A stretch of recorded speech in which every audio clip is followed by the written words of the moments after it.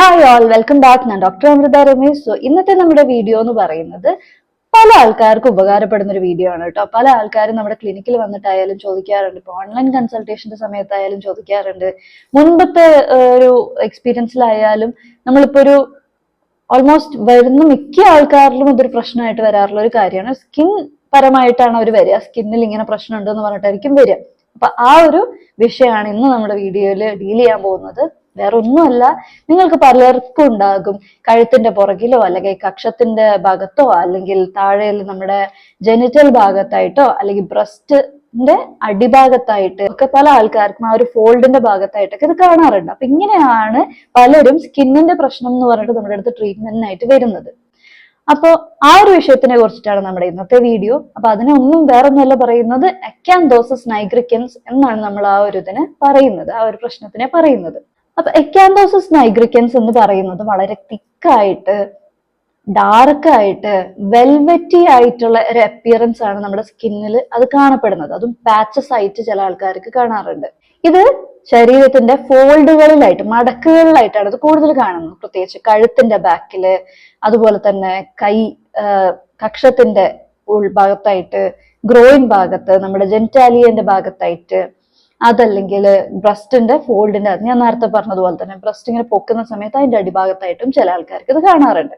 ഇതൊക്കെ വരുന്നത് acanthosis nigricans എന്ന് പറയുന്ന ഒരു കൂട്ടത്തിൽ വരുന്നതാണിത്. അപ്പൊ ഈ അക്കാന്തോസിസ് നൈഗ്രിക്കൻസ് എന്തുകൊണ്ട് വരുന്നു എന്നുള്ളത് നമുക്ക് അറിയണ്ടേ. അപ്പൊ ഇത് വരുന്നതിന്റെ ഇത് അസോസിയേറ്റ് ചെയ്യുന്നതെന്ന് വെച്ച് കഴിഞ്ഞാൽ ഒബിസിറ്റി, ഒരുപാട് പൊണ്ണത്തടി പോലെ ഭയങ്കരമായിട്ടുള്ള വണ്ണം വെക്കുന്ന ആൾക്കാരില് PCODന്റെ ഇഷ്യൂ, പോളിസിസ്റ്റിക് ഒവേറിയൻ സിൻഡ്രം എന്ന് പറയുന്ന ഒരു അവസ്ഥ ഉള്ള ആൾക്കാർക്ക് ഇത് വരാം. പിന്നെ ഡയബറ്റിസ് ഉണ്ടെന്നുണ്ടെങ്കിൽ ഇതൊക്കെ വരാം. അപ്പൊ ഇതൊക്കെയാണ് ഇതിന്റെ ഒരു മെയിൻ ആയിട്ടുള്ള കാരണങ്ങൾ ഇങ്ങനെ വരാനുള്ളത്. അപ്പൊ ആദ്യത്തെ കോഴ്സാണ് ഇൻസുലിൻ റെസിസ്റ്റൻസ് എന്ന് പറയും.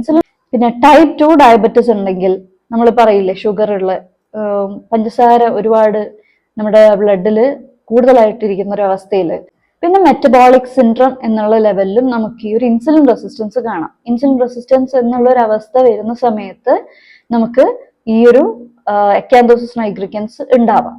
ഹോർമോണൽ ഡിസോർഡേഴ്സ് ആണ്, ഹോർമോണിന്റെ ഒരു ഡിസ്റ്റർബൻസ് അല്ലെങ്കിൽ അതിന്റെ ഒരു വേരിയേഷൻ അല്ലെങ്കിൽ ഇംബാലൻസ് കാരണം വരുന്ന പ്രശ്നങ്ങൾ. അതിൽ വരുന്ന PCOD, ഞാൻ നേരത്തെ പറഞ്ഞതുപോലെ PCOS അഥവാ PCOD അങ്ങനെയൊക്കെ വരുന്നത്.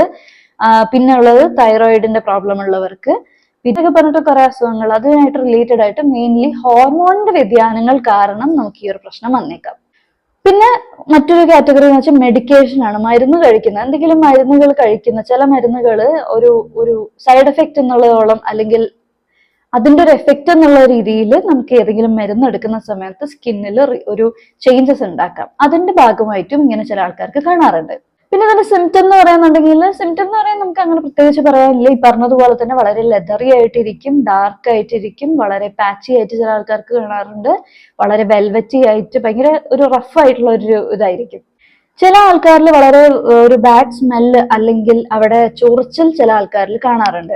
അപ്പൊ അതിന് ട്രീറ്റ്മെന്റിൽ വരാന്നുണ്ടെങ്കിൽ ഫസ്റ്റ് ആൻഡ് ഫോർമോസ്റ്റ് നമ്മൾ ചിന്തിക്കേണ്ടത് വെച്ച് കഴിഞ്ഞാൽ, ഇപ്പൊ ഒരു ഡിസ്കളറേഷൻ ഉണ്ട്, ഇങ്ങനെ ഒരു ഭയങ്കര ഒരു അപ്പിയറൻസ് ഉണ്ട് എന്നുണ്ടെങ്കിൽ ഫസ്റ്റ് തന്നെ നമ്മൾ നോക്കേണ്ടത് ഇത് എന്തുകൊണ്ട് വരുന്നു എന്നുള്ളതാണ്. ഇത് മാത്രം ഒരു അസുഖമായിട്ടല്ല, ഇങ്ങനെ വരുന്നത് ഏതൊക്കെയോ അസുഖത്തിന്റെ ഒരു ലക്ഷണമായിട്ടാണ്.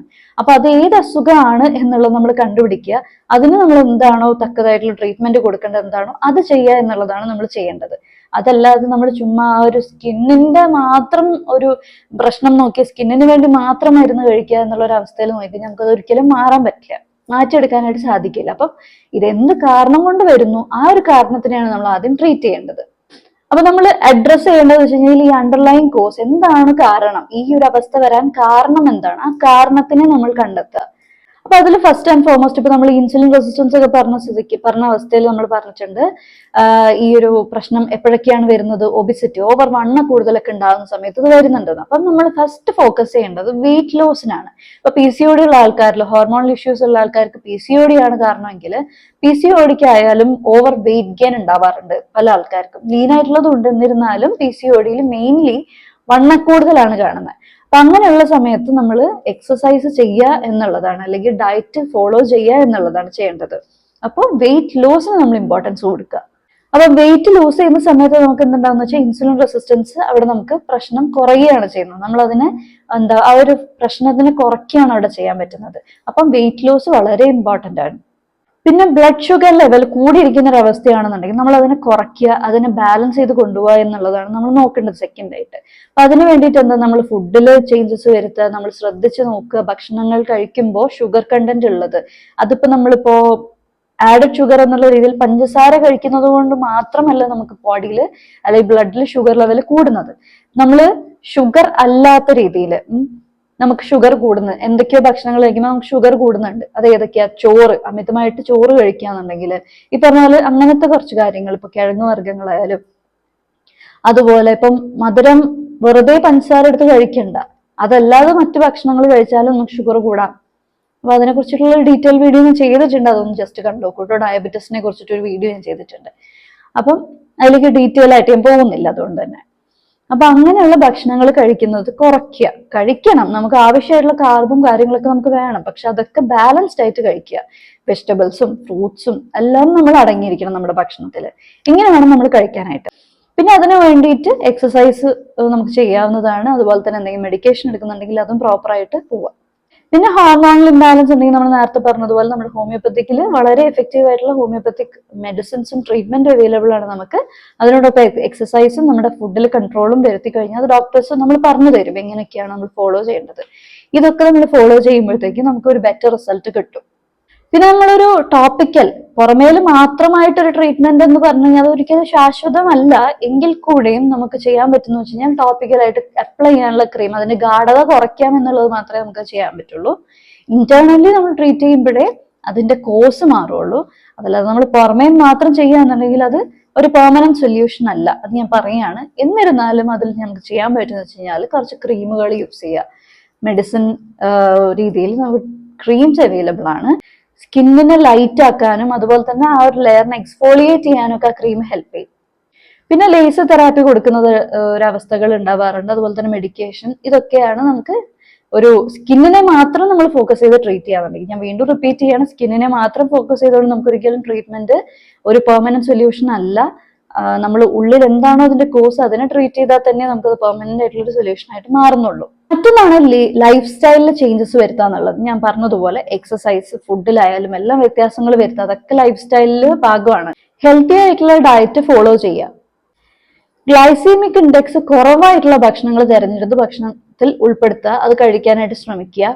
ഗ്രീൻ ലീഫി വെജിറ്റബിൾ, ഹെൽത്തി ആയിട്ടുള്ള ഫാറ്റ്, അതുപോലെ തന്നെ ഫൈബർ റിച്ച് ആയിട്ടുള്ള ഭക്ഷണങ്ങൾ, ഇതൊക്കെ കഴിക്കാനായിട്ട് ശ്രമിക്കുക കൂടുതലായിട്ട്. പ്രോസസ് ചെയ്തിട്ടുള്ള കാർബ് ഫുഡ്, അതുപോലെ തന്നെ എക്സസീവായിട്ട് മധുരം ആഡ് ചെയ്തിട്ടുള്ള ഭക്ഷണങ്ങൾ, പാക്ഡ് ആയിട്ടുള്ള ഭക്ഷണങ്ങൾ, ഇതൊക്കെ ഒഴിവാക്കാനായിട്ട് ശ്രമിക്കുക. റെഗുലർ ആയിട്ട് എക്സസൈസ് ചെയ്യുന്നതിലൂടെ നമുക്ക് ഈ ഒരു ഇൻസുലിൻ സെൻസിറ്റിവിറ്റി അതിനെ നമുക്ക് ഇമ്പ്രൂവ് ചെയ്യാനായിട്ട് സാധിക്കും.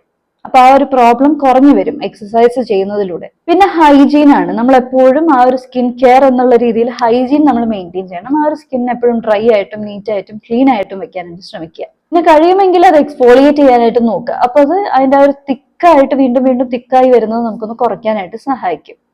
പിന്നെ എന്തെങ്കിലും മരുന്ന് കഴിക്കുന്നത് കാരണമാണ് അല്ലെങ്കിൽ എന്തെങ്കിലും ട്രീറ്റ്മെന്റ് എടുത്തതിന് ശേഷമാണ് ഈ ഒരു അപ്പിയറൻസ് വരുന്നത്, ഇങ്ങനത്തെ ഒരു കളറിൽ കഴുത്തിന് ബാക്കിലോ കയ്യിലോ എവിടെയാന്ന് വെച്ച് കഴിഞ്ഞാൽ ഇങ്ങനെ ഒരു കളർ വരുന്നുണ്ടെന്നുണ്ടെങ്കിൽ ആ ഒരു മെഡിക്കേഷൻ സ്റ്റോപ്പ് ചെയ്യുക എന്നുള്ളതായിരിക്കും ബെറ്റർ. പക്ഷെ നമ്മൾ സ്വന്തമായിട്ട് ചെയ്യേണ്ട ആവശ്യമില്ല. ഡോക്ടറെ അടുത്ത് പറയുക, എന്നിട്ട് ഇന്നതാണ് കൺസേൺ എന്ന് പറഞ്ഞതിന് ശേഷം ഈ മെഡിസിന് ശേഷമാണ് ഇങ്ങനെ സ്കിന്നിൽ ചേഞ്ചസ് വരാൻ തുടങ്ങിയതെന്ന് പറഞ്ഞു കഴിയുമ്പോൾ ഡോക്ടർ അതിനൊരു ഓൾട്ടർനേറ്റീവ് കണ്ടെത്തും.